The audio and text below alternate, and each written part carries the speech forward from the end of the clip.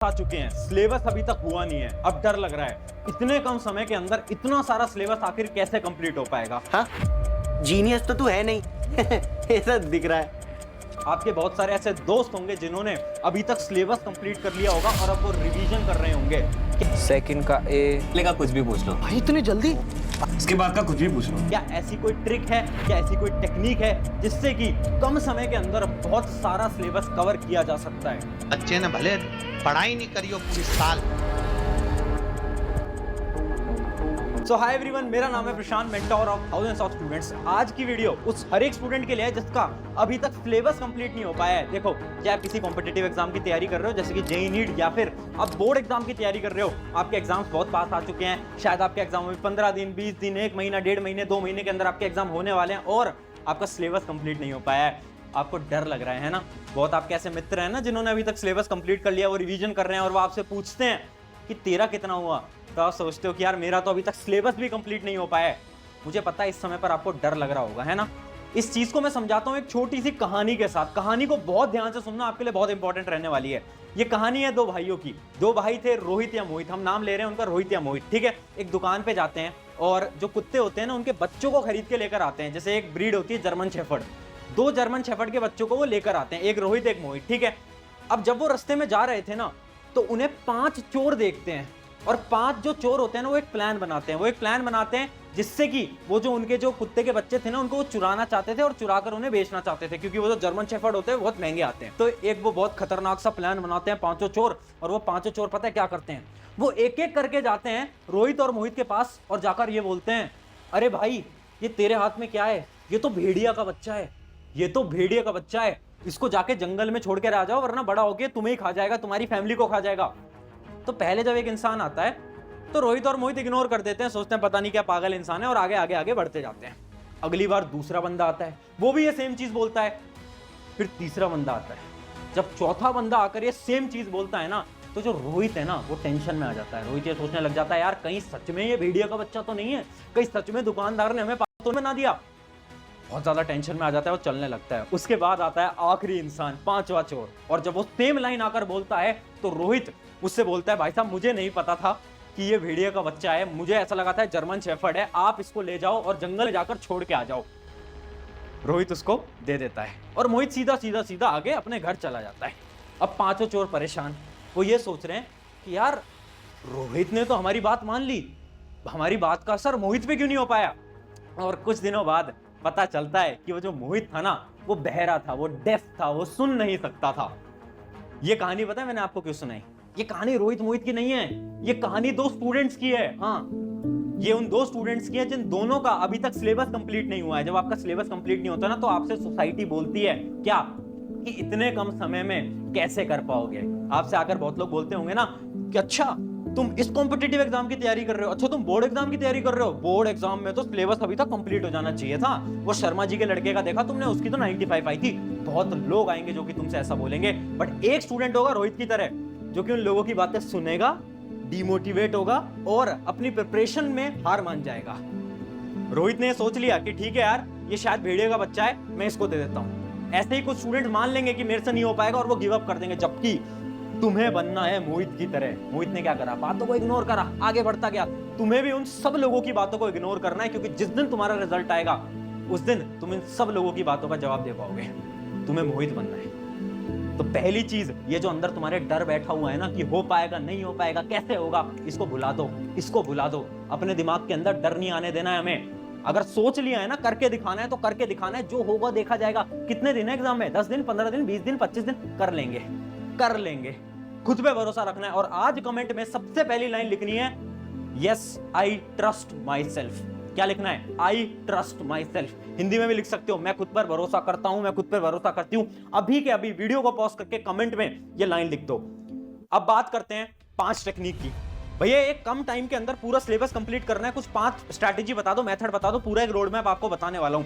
फटाफट से जाओ और एक नोटबुक पेन लेकर आ जाओ। नोटबुक पेन में सारी चीजें नोट करते चलना। पहला जो हमारा स्टेप है वो है स्टडी लेस बट इफेक्टिव। इसको भी एक स्टोरी से समझते हैं, ठीक है।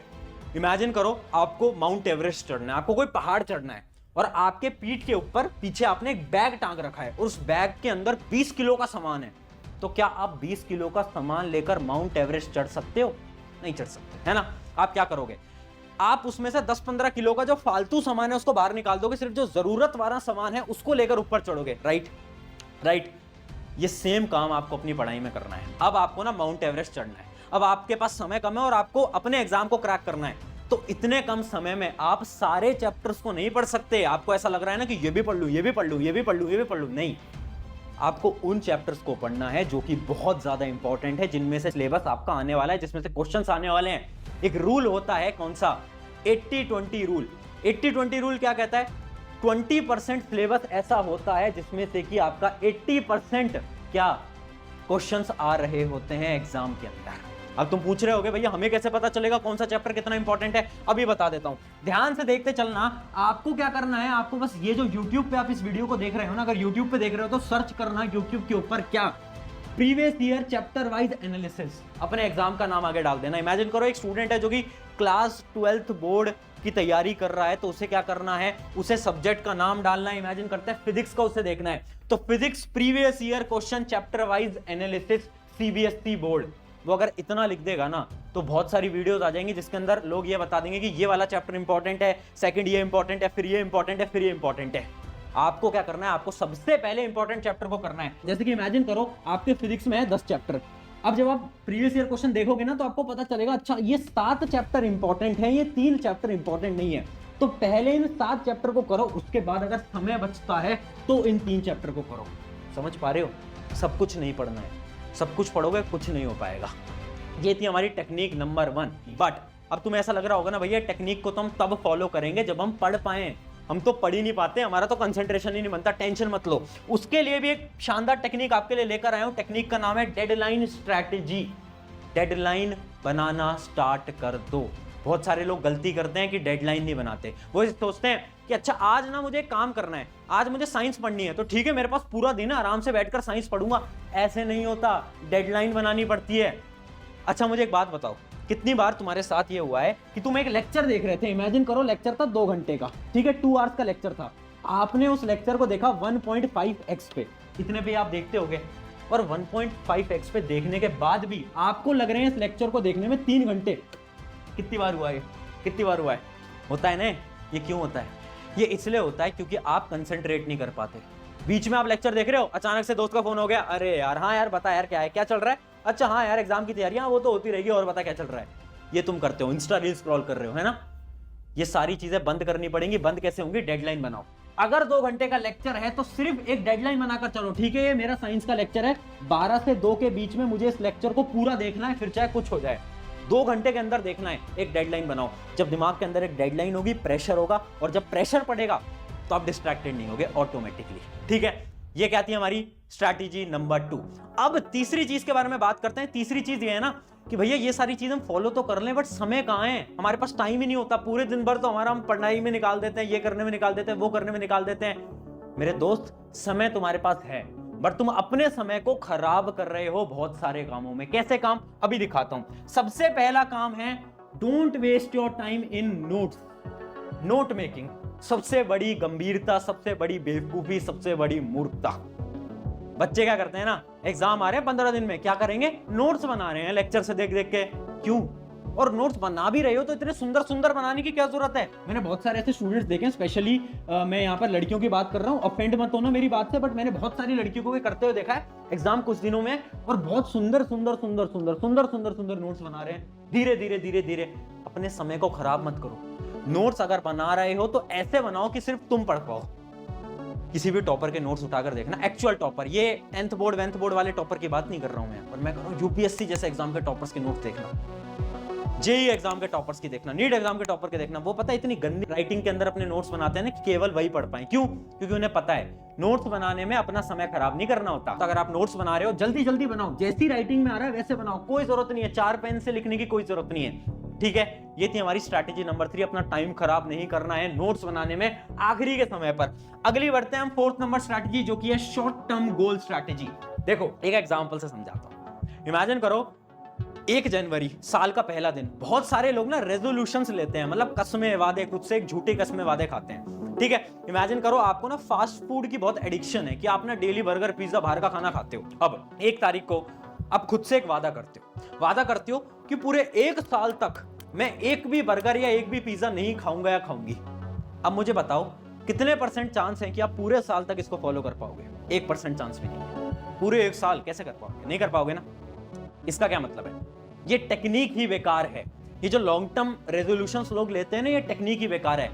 टेक्निक क्या है कि हम ये बोलें कि अगले एक महीने तक अगर मैं डेली बर्गर खाता था ना, मतलब मैं महीने के 30 बर्गर खाता था ना, तो अब मैं 1 महीने में केवल 5 ही बर्गर खाऊंगा। फिर अगले महीने एक और रेजोल्यूशन ले लूं कि अब मैं 5 बर्गर भी नहीं खाऊंगा, अब मैं केवल 3 बर्गर खाऊंगा। अगले महीने अब मैं 1 ही बर्गर खाऊंगा, अगले महीने में 1 भी बर्गर नहीं खाऊंगा। ऐसे आदत बनती है।